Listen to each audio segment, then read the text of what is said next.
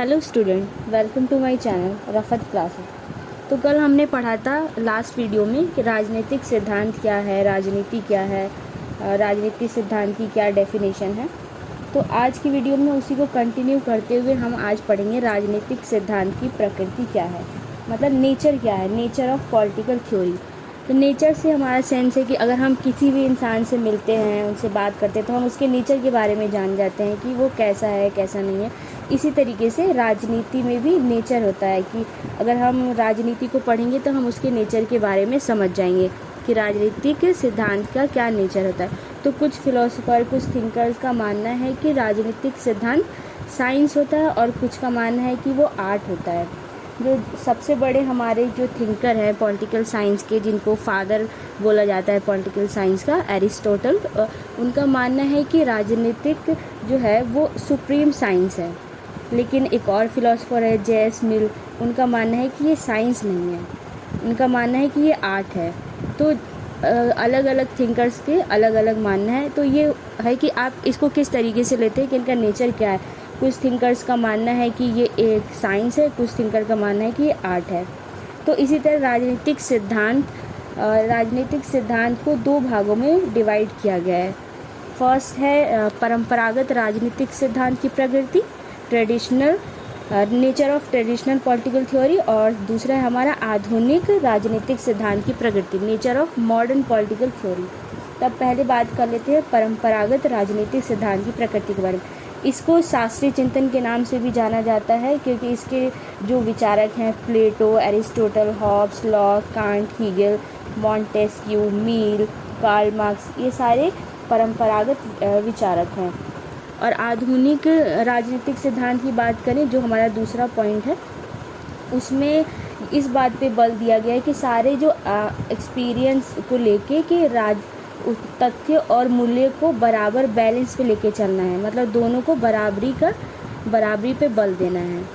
वैज्ञानिकों को नई पद्धतियाँ अपनाने के साथ साथ मूल्य और फैक्ट पे बराबर का बल देना है। तो ये हो गया आधुनिक राजनीतिक सिद्धांत की प्रकृति का के अंदर ये सारी बातें आती हैं।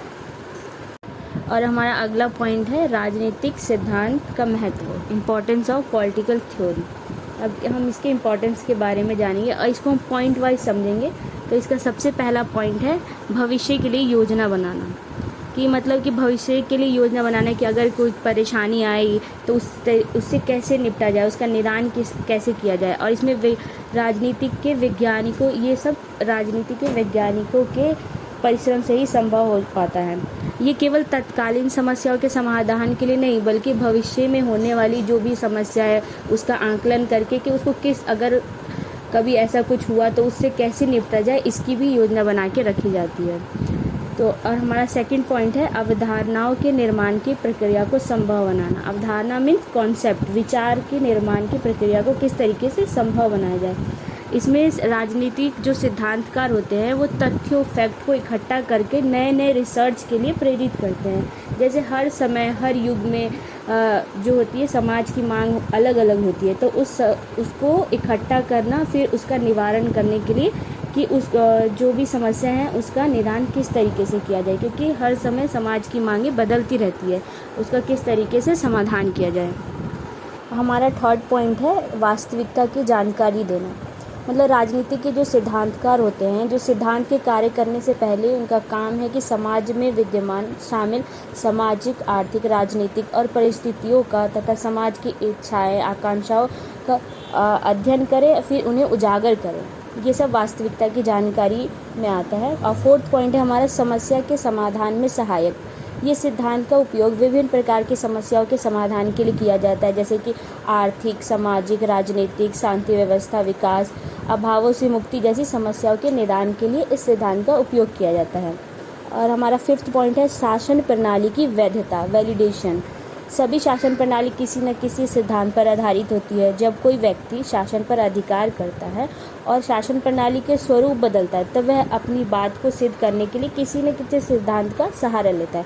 जैसे हम बात करते हैं हिटलर और मुसोलिनी ने अपनी तानाशाही स्थापित करने के लिए नाजीवाद और फांसीवाद जैसी विचारधारा का सहारा लिया था। लेकिन शक्ति के द्वारा शासन करना ये असंभव है, इम्पॉसिबल है। और कुछ सिद्धांत शास्त्री द्वारा राष्ट्रवाद, उदारवाद, साम्यवाद, गांधीवाद जैसी अनेक विचारधाराओं को जन्म दिया। उन्होंने इन विचारधाराओं का जन्म दिया और मुसोलिनी और हिटलर द्वारा फांसीवाद और नाजीवाद जैसी विचारधाराओं का जन्म दिया गया।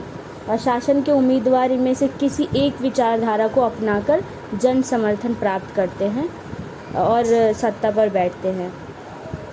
ये आता है 5th पॉइंट पे, शासन प्रणाली की वैधता में, और जन समर्थन प्राप्त करते हैं और अपना शांतिपूर्वक शासन करना चाहते हैं। और इसका 6th पॉइंट है राजनीतिक आंदोलन के प्रेरणा स्रोत, मतलब इंस्पिरेशन के सोर्सेज क्या है। जैसे कि हम बात कर लेते हैं गांधी जी के। गांधी जी का सत्य और अहिंसा का सिद्धांत काफ़ी लोगों द्वारा पसंद किया गया था। देशवासियों का उनको पूर्ण समर्थन मिला था। उनका यह आंदोलन राष्ट्रीय आंदोलन कहा जाता है। इसी तरीके से ये इंस्पिरेशन सोर्सेज माने जाते हैं। ये भी एक इसका मेन पॉइंट है। राजनीतिक सिद्धांत के महत्व में ये एक पॉइंट आता है। और सब हमारा लास्ट पॉइंट है शांति स्थापना में सहायक, मतलब कि कैसे समाज में शांति की स्थापना की जाए। 20वीं शताब्दी के 2 भयानक विश्व युद्धों के बाद इस बात की तो घोषणा हो गई थी, अगर तीसरा विश्व युद्ध हुआ तो समस्त मानवता को ले डूबेगा, कुछ नहीं बचेगा। अगर तीसरा वर्ल्ड वॉर हुआ तो कुछ नहीं बचेगा। इसीलिए जो सिद्धांत शास्त्री थे उनको कहा गया था कि अपनी नीति इस तरीके से बनाएं, सिद्धांत का निर्माण इस तरीके से किए कि शांति की स्थापना बनी रहे, शांति की स्थापना की जाए। लेकिन उनका राजनीति मूल्य इस तरीके से था कि ये संभव नहीं हो पाए, क्योंकि पुराने राजनीतिक मूल्य विश्व शांति के लिए घातक साबित हुए, क्योंकि इन मूल्यों के परिवर्तन की ज़रूरत थी। जैसे हर समय परिस्थितियों के अनुकूल ही काम करना चाहिए, उनके मूल्य और फैक्ट्स को उस हिसाब से बनाना चाहिए। इसीलिए जो वो पुराने राजनीतिक मूल्य थे वो विश्व शांति के लिए घातक साबित हो गए। इसीलिए इन मूल्यों को परिस्थितियों के अनुकूल परिवर्तन की